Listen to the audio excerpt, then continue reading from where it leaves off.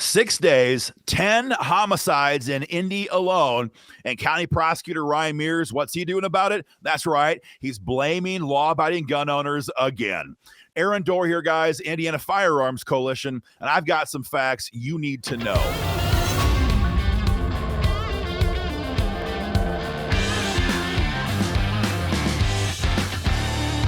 All right, guys, everyone knows the crime wave that's gripped downtown Indy for the last couple of years has been unprecedented. 2020, we had 245 homicides, a new record for the city. Just last year, 271 homicides, again, just in the city of Indianapolis. And we all know what's actually going on, right? Violent criminals across the city are no longer afraid of our law enforcement community because our county prosecutor, Ryan Mears, is a national laughingstock. The guy is a maroon. What can I say? What a maroon. What an ignoramus. Because the guy is known for a couple of key things. Number one, he's known for making sweetheart plea deals with violent criminals that puts them back on the streets as soon as possible. And number two, he does all he can to release them after their arrest with little to no bond. So the word's gone out across the entire city. Indianapolis is the place to commit violent crime because our prosecutor, Ryan Mears, the guy is a putz who will not come after you hard if you commit a violent crime. Everybody in the criminal element knows that. That's why our crime rate is out of control. But Ryan Mears is not the only person in government here trying to deflect the blame.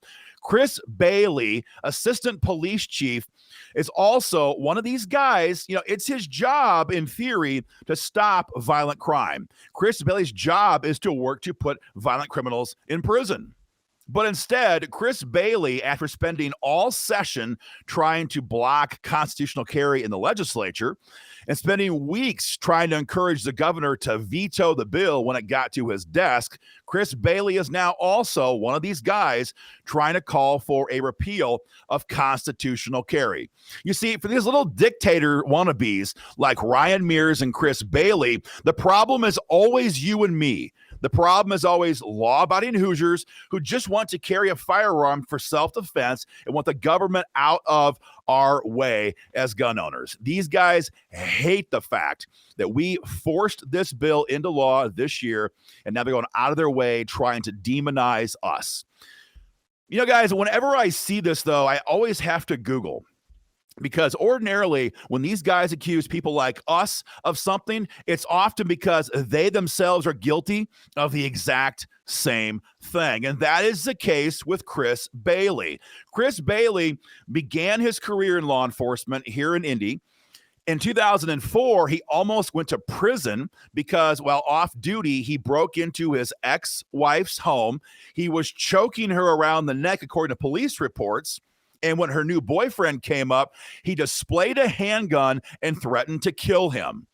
For that, Mr. Bailey received 2 felony charges, which were later pled out to being misdemeanors. And in fact, when Bailey left Indy for a new police chief job in Asheville, North Carolina, very, very recently, he didn't even last there for weeks before the news came out about his prior felony arrests, and he was kicked out of that job and sent packing. And of course, he was taken right back in by the police department here in Indianapolis. So these are the people, Ryan Mears, Chris Bailey, these are the guys, they won't prosecute criminals. They have disgusting personal lives, as they almost always do. And so what do? They try to attack you. They try to attack me. Folks, make no mistake, we are not responsible for this violent crime wave. In fact, crime is going down this year in Indy, the same year that we, passed constitutional carry. So for Ryan Mears, Bailey, and all the gun grabbers in the legislature, just know that we're not anywhere close to being done. Now that we finally finished this fight over constitutional carry, we're going to move on. We have to repeal red flag gun seizure laws here across the state. We need to get rid of these deadly gun-free zones that make us sitting ducks. And we're going to work to pass the Second Amendment Preservation Act to make sure that Joe Biden can't use our cops to enforce his gun control agenda.